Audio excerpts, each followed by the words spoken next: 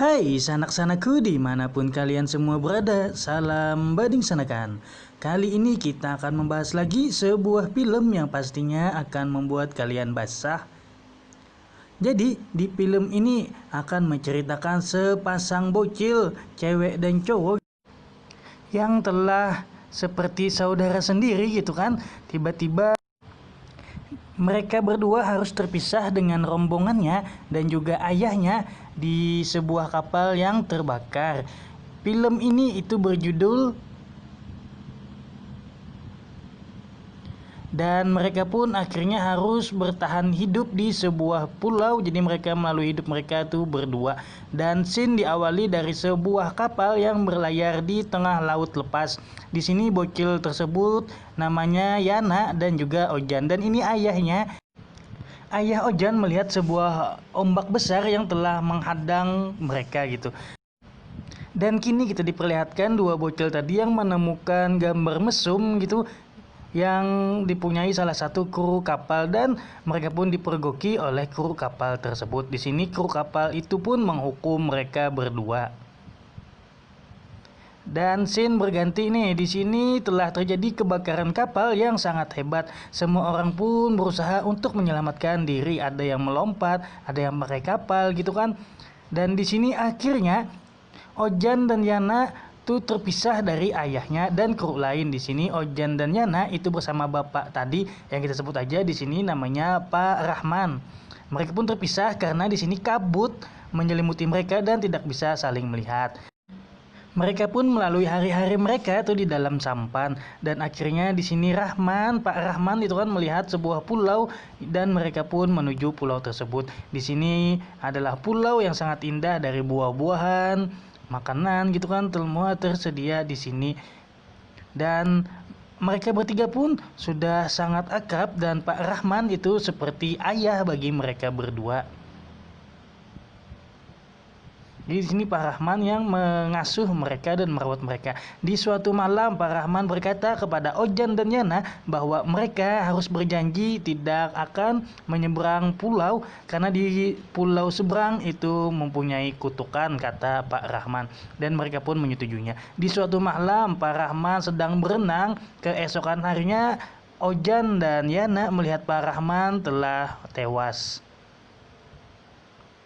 Kini mereka pun harus hidup di sini secara berduaan, dan di sini mereka kan masih kecil juga, tidak tahu banyak hal. Dan beberapa tahun kemudian di sini kita telah melihat Ojan dan Yana yang telah tumbuh dewasa. Dan suatu hari di sini Yana melihat darah ketika dia berenang. Yana pun berteriak dan Ojan pun datang. Di sini Yana tidak jadi memanggil Ojan dan menyuruh Ojan untuk meninggalkannya. Di sini Yana merasa cemas gitu kan, darah ini keluar dari lubang goanya. Namun Yana tidak tahu apa penyebabnya. Dan Ojan pun menemui Yana dan bertanya darah apa tadi gitu kan. Apakah Yana terluka? Di sini Ojan pun ingin mengeceknya, namun Yana memarahinya. Ojan pun bingung dan pergi meninggalkan Yana. Hari-hari pun berlalu. Yana itu sangat sering memandangi Ojan dan Yana sering memuji Ojan dari rambutnya, wajahnya, bahkan juga rudal Ojan yang besar itu sangat disukai Yana. Jadi Yana sangat suka melihat Ojan. Ojan pun merasa risih dengan hal itu. Di sini Ojan terlihat masih anak-anak atau belum balik. Suatu malam Ojan pun bermimpi yang sangat indah yang mungkin cuma cowok yang tahu gitu kan, dan mimpi tersebut membuat basah. Jadi yang darah waktu Yana mandi itu ialah datang bulannya Yana untuk pertama kalinya. Jadi di sini Yana itu sangat, mereka berdua gitu kan, itu sangat polos dan tidak tahu apa-apa gitu. Di sini Yana berlari karena takut, karena dia barusan melihat patung yang mengeluarkan darah di pulau seberang. Di sini dia pun mengatakan apa yang dilihatnya kepada Ojan, namun Ojan memarahinya karena Yana telah mengingkari janjinya. Dan di suatu malam ketika Yana tidur gitu kan, Yana bermimpi yang aneh-aneh gitu.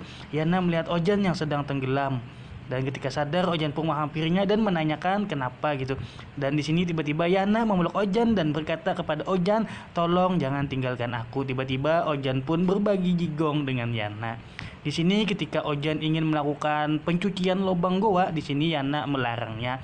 Dan mereka pun melalui hari-hari mereka gitu kan dengan perseteruan atau sering sekali berantem tuh seperti dedek-dedek yang baru mengenal cinta. Di suatu hari Yana yang sedang sakit, Ojan pun kemudian membawa Yana ke pulau seberang dan menemui patung yang dianggap Yana tuh misterius. Di sini Ojan pun berkata, "Tolong sembuhkan Yana." Dan beberapa hari kemudian di sini kita telah melihat Yana yang telah mulai membaik. Dan di sini Ojan pun mengajak Yana untuk berciuman dan mereka pun melakukan aksi pencucian lubang goa untuk yang pertama kalinya. Dan ini dirasa mereka berdua tuh sangat enak gitu kan, dan mereka pun ketagihan. Jadi kapanpun dan dimanapun mereka sering melakukan hal itu untuk menghangatkan tubuh mereka masing-masing. Di suatu malam Ojan yang ketagihan dengan goanya Yana, di sini Ojan pun ingin meminta lagi kepada Yana. Namun Yana menolaknya dan Yana berkata bahwa dia merasa sakit dan tak enak badan, dan dia juga merasa ada yang bergerak di dalam perutnya. Di sini dia pun menyuruh Ojan untuk menyentuhnya, dan Ojan pun merasakan bahwa ada yang bergerak di perut Yana. Mereka pun bingung. Di suatu hari gitu kan, Ojan kehilangan Yana dan Ojan pun mencari Yana ke mana-mana. Namun Ojan tak menemukan Yana.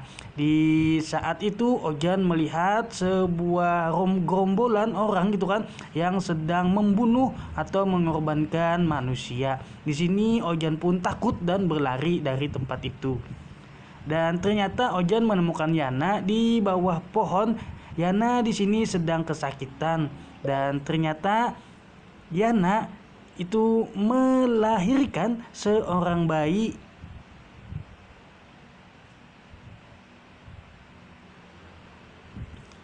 Dan bayi itu pun dibawa mereka ke pondoknya. Di sini mereka sangat tidak tahu nih apa yang harus dilakukan kepada bayi tersebut. Bayi itu menangis, kemudian Ojan pun mencoba memasukkan tangannya ke dalam mulut bayi itu. Ternyata di sini bayi tersebut itu kehausan. Ojan pun ingin memberikan buah kepada bayi itu, namun bayi itu tak mau gitu kan.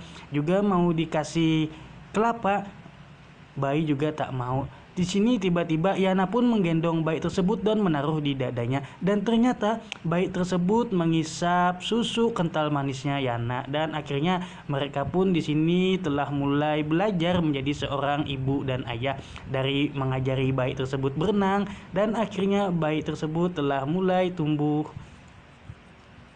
Di suatu pagi gitu kan, Yana dan Ojan tuh yang sedang menikmati pinggir pantai, tiba-tiba mereka diteropong oleh sebuah kapal. Di sini adalah ayahnya Ojan. Di sini ayah Ojan melihat bahwa itu pasti bukan Ojan karena mereka bertiga. Seharusnya mereka cuma berdua gitu, dan akhirnya kapal tersebut pun pergi meninggalkan pulau itu. Kini Ojan pun telah selesai memperbaiki sampannya dan mereka bertiga berniat untuk meninggalkan pulau. Namun di sini terjadi mereka bertiga tuh terombang-ambing di tengah laut lepas, dan sampan mereka dilihat oleh ayah Ojan dan ayah Ojan pun menghampiri.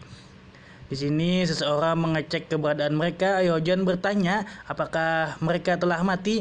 Orang ini berkata bahwa mereka sedang tertidur. Dan film pun tamat.